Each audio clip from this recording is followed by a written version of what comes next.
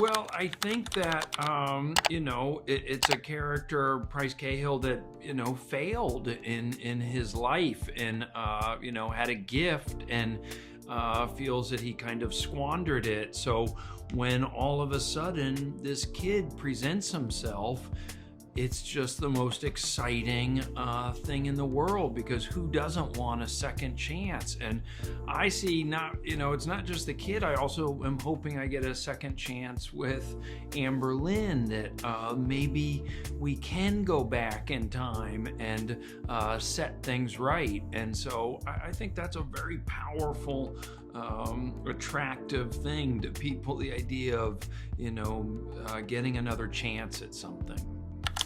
I think there's sort of a lot of we have a real familiarity, Price and Amberlyn. So there is obviously, like, we've been through a lot together and have suffered together, but I don't know, it didn't ever feel challenging to me. Like, Amber Lynn felt like a really, like, kind of beautiful soul. She was very loving, very compassionate, but also like a tough love. Like, she wants the best for Price, and she actually, like, knows exactly how much he is capable of. And I think what breaks her heart is, like, in the beginning, seeing him squander all of his potential, and then as we get to know him, and then as the show unfolds, like, how excited she is that he is fired up again. And that's true unselfish love. So that's what was really fun with their dynamic.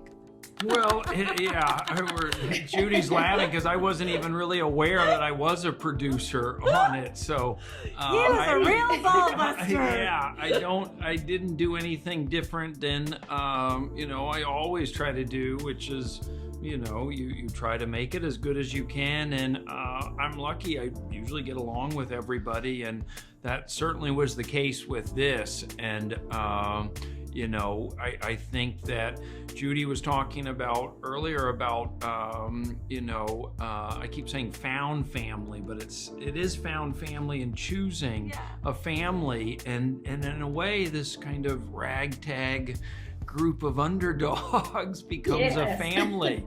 And everybody, kind of can relate to feeling like an underdog. Ooh.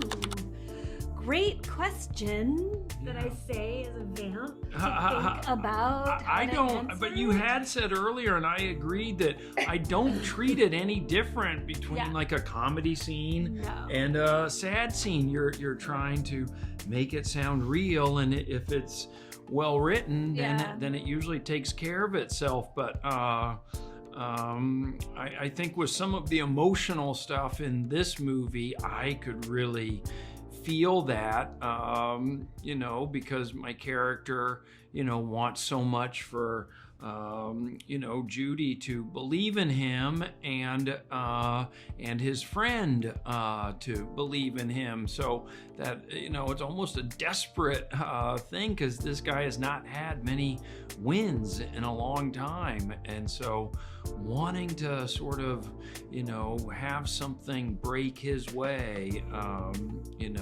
that's what drives him in this. It's really beautiful to watch, like, what grounds the comedy is, like, watching this character Price, who when we meet him, we feel like we know him, do something completely unselfish, like see something in this kid Santi and go out of his way. Like, I don't even think Price knows that it's unselfish in the beginning. Like, I think we get to watch this unfold and, like, watch Price do something that is completely for someone else. And he learns in the process it's for someone else. And, like, it saves his life. It creates a life for all these other people. It's just a really, like, beautiful that's interesting story. About not realizing it's for someone, because I think of it as certainly for me.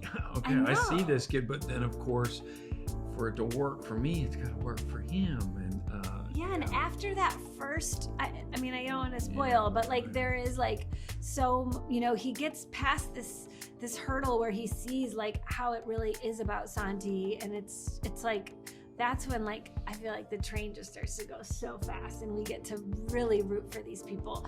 And the dynamics are constantly shifting in the story. And, you know, as far as like comedy versus drama, like I always think that's my director's job, like to make sure that I'm getting the tone right for the scene, you know, but usually it's on the page and we don't have to worry too much about it. We had so many great directors on the show and they kept us honest. Well, I was just gonna say, yeah, you know, early on I remember like there's a movie I was supposed to cry and I was never able to do it, and that to me always seems like, oh, a real actor can like tear up. And as I've gotten older, I don't know if life gets, now it's no problem. Oh my God. Now I'm like, I have to not cry. Oh yeah. I have to Owen, actually I don't think he would cry. No, he would be sobbing. Thank you. Bye. Bye-bye.